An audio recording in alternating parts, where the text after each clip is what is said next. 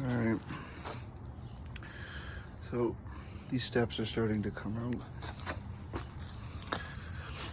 Oh, some funky smells in here. Lots of plants and stuff. Okay. See all this sand? Essentially, the blocks are encasing this sand. This is an older method of doing this, basically. See, it's just play sand. I don't use this stuff anymore, really. Like, most people don't. You can use this. This is what I use. This is shredded gravel.